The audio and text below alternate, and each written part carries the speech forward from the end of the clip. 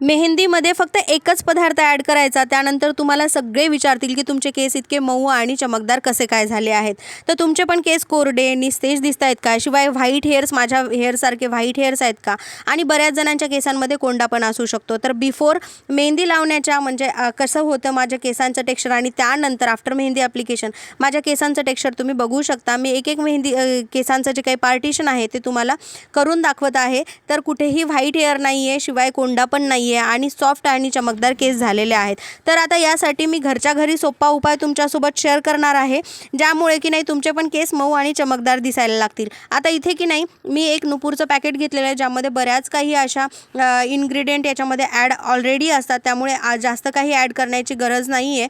तसं प्रत्येक वेळा मी मेहंदीचं पॅक भिजवत असताना वेगवेगळ्या गोष्टी ॲड करते, माझ्या अवेलेबल माझ्याजवळ असतील त्याप्रमाणे, आणि माझ्या केसांचा कोणत्या समस्या आहेत त्याप्रमाणे. यावेळी जे मी मेहंदी पॅक भिजवणार आहे ना, त्यामध्ये फक्त एकच गोष्ट ॲड केलेली आहे, आणि ती घरगुतीच मिळणारी आहे. त्याचमुळे म्हटलं की गेल्या वेळी जो मेहंदी स्वतः कशी भिजवायची, स्वतः कुणाची मदत न घेता कशी लावायची, मेहंदी लावण्याच्या आधी कोणती काळजी घ्यायची, मेहंदी लावल्यानंतर कोणती काळजी घ्यायची, याचा इन डिटेल व्हिडिओ मी चॅनलवरती अपलोड केलेला आहे. आणि माझ्या मैत्रिणींनो, तुम्ही भरपूर सारा असा छानसा मला प्रतिसाद दिल्याबद्दल मी खूप खूप धन्यवाद आणि आभारी आहे तुमची. त्याचमुळे हा व्हिडिओ आज तुमच्यासोबत परत एकदा शेअर करावासा वाटला, त्याचमुळे हा व्हिडिओ मी तुमच्यासाठी घेऊन आलेली आहे.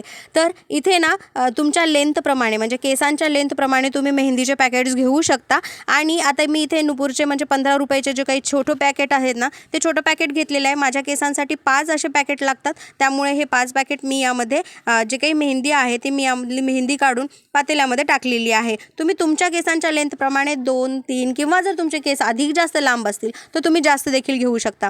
आता यामध्ये ना मी हे कोरफड घालणार आहे. आता ही कोरफड जी आहे ते आमच्या गच्चीवरच्या बागेतलीच आहे, आणि भरपूर सारे त्याचे मोठं पान आहे. त्याचमुळे आता ही कोरफड जी आहे त्याचे जे साईडचे हे असतात काटा असतात ते काढून घ्यायचे, त्यामधला गर काढून घ्यायचा, आणि व्हिडिओत दाखवल्याप्रमाणे व्यवस्थित कट करून घ्यायचं. आता कोरफडीचे असे खूप गुण आहेत, गुणकारी आहे कोरफड तशी. तर त्याचमुळे ना यामध्ये मी कोरफड ॲड करणार आहे. व्हिडिओत दाखवल्याप्रमाणे त्याचा जो काही पल्प आहे तो चाकूने असा काढून घ्यायचा.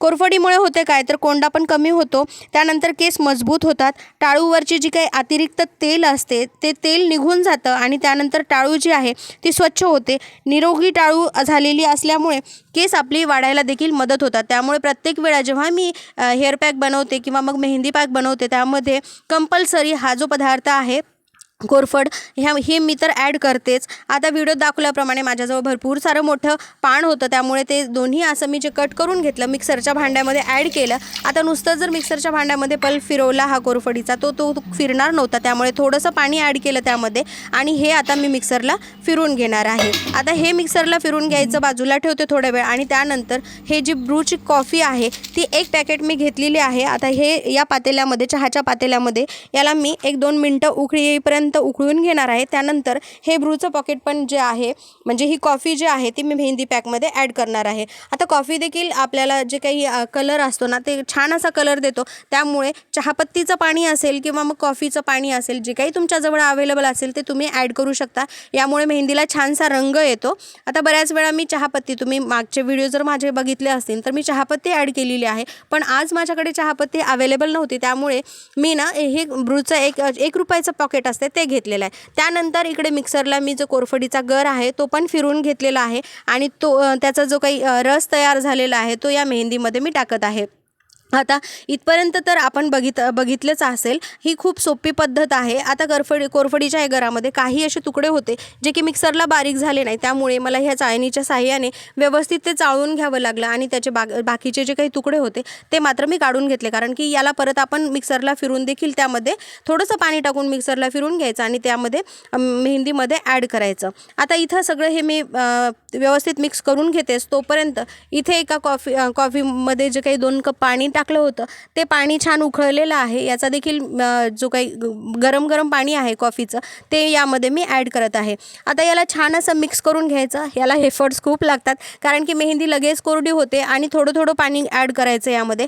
जर तुम्ही एकदाच पाणी टाकलं तर मेहंदी पातळ होण्याची जास्त शक्यता असते, आणि खूप पाणी जर कमी टाकलं तर मेहंदीमध्ये ना अशा गाठी तयार होतात. त्यामुळे मेहंदीची पेस्ट भिजवत असताना असताना कधीही लक्षात घ्यायचं की पाणी थोडं थोडं करून टाकायचं, ज्यामुळे मेहंदीची कन्सिस्टन्सी आपल्याला हवी तशी मिळेल. आणि त्याचमुळे आता कसं आहे माहिती आहे का, गरमीचे दिवस आहेत, त्यामुळे जर मेहंदी जास्त पातळ झाली आणि त्यानंतर जर आपण हेअरला ॲप्लिकेशन केलं त्याचं, तर मेहंदी ना ओघळून अशी आपल्या चेहऱ्यावरती येण्याची शक्यता असते. त्यामुळे मेहंदी भिजवत असताना पाणी थोडं थोडं करून ॲड करायचं. आता मी जर मला खूप एफर्ट्स लागतात, मला माहिती आहे, मेहंदी भिजवण्यासाठी वेळ पण लागणार होता आणि तेवढा माझ्या जवळ काही वेळ नव्हता आणि पेशन्स देखील नव्हते. त्यामुळे ज्या मिक्सरच्या भांड्यामध्ये मी कोरफडीचा गर काढून घेतला होता, छान मिक्सरला फिरून घेतलं होतं, त्याच भांड्यामध्ये मी ही मेहंदी जी आहे ते यामध्ये टाकलेली आहे आणि यामध्ये थोडंसं पाणी घालणार आहे आणि हेच मिक्सरला फिरून घेणार आहे. त्यानंतर आपल्याला जेव्हाही असं म्हणजे मेहंदी भिजवायचा कंटाळा येत असेल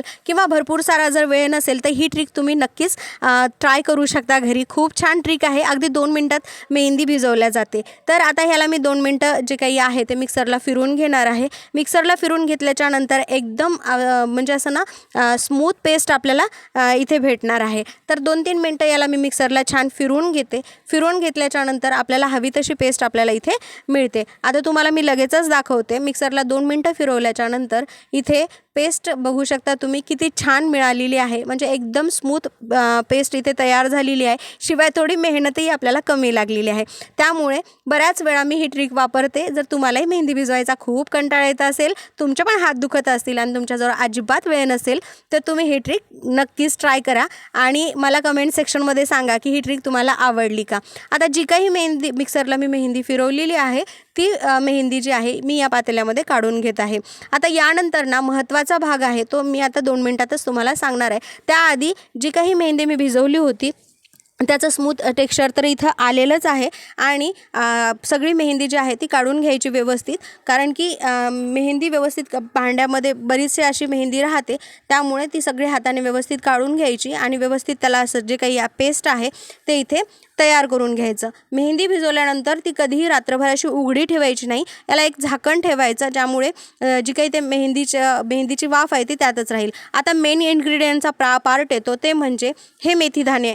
हे मेथीदाणे तर प्रत्येकाच्या घरामध्येच असतातच आणि मेथीदाण्याचे इतके सारे फायदे आहेत, तुम्हाला काय सांगू. म्हणजे तुम्ही जर हेअर पॅक करत असाल तर त्यामध्ये नक्कीच हा पदार्थ आहे ना, हा खूप गुणकारी आहे. त्यामुळे हा पदार्थ टाकायला अजिबात विसरू नका. इथे 2 चमचे मेथीदाणे जे आहेत ते एका डब्यामध्ये भिजत घातलेले आहेत. रात्रभर हे मी भिजवणार आहे आणि मेहंदी पण रात्रभर भिजवलेली आहे.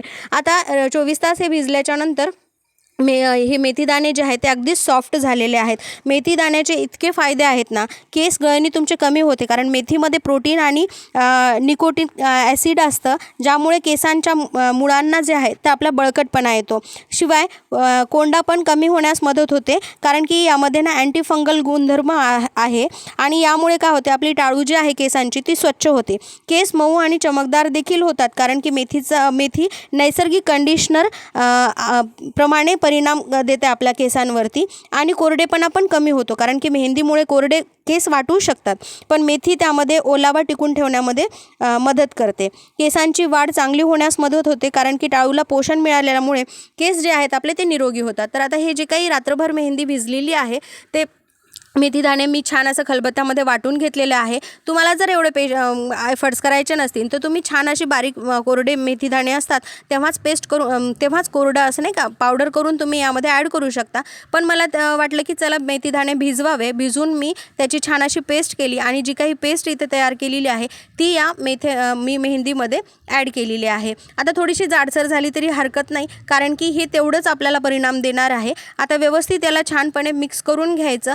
आता अगदीच घरगुती पदार्थ यामध्ये मी ॲड केलेले आहेत. कुठलेही काही जास्त पैसे लागणारे यामध्ये ॲड केलेले नाही आहेत आणि शिवाय याचा परिणाम इतका छान येणार आहे ना, पुढे तुम्ही बघसालच की किती सुंदर केस झालेले आहेत. त्यामुळे तुम्हाला जर घरच्या घरी हे असे हेअर पॅक करायचा असेल हे केसांसाठी, तर तुम्ही असं बनवू शकता. जवळपास आता मी लहानपणापासून हा पॅक वापरते आणि याचा परिणाम मला तरी खूप चांगला आलेला आहे.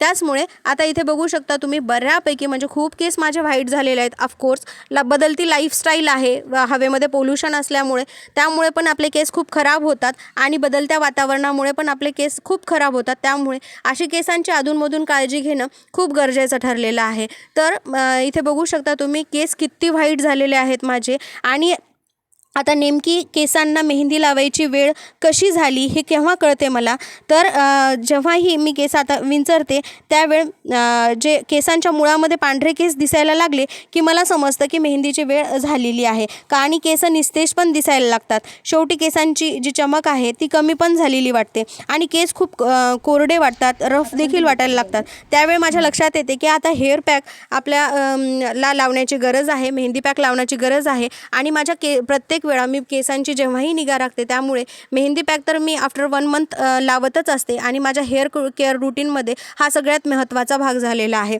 त्याचमुळे जेव्हाही असे केस निस्तेज वाटायला लागतील किंवा मग रफ वाटायला लागतील तर हा पॅक तुम्ही लावू शकता. आता मेहंदी छानपैकी मी केसांना लावून घेतली. मेहंदी कशी लावायची ह्याचा व्हिडिओ मी अपलोड केलेला आहे, त्यामुळे मेहंदी लावताना मी काही याच्यामध्ये शेअर केलेलं नाही, किंवा मी मेहंदी लावताना जर तुमच्यासोबत शेअर केला असता तर व्हिडिओ अजून जास्त लांब झाला असता.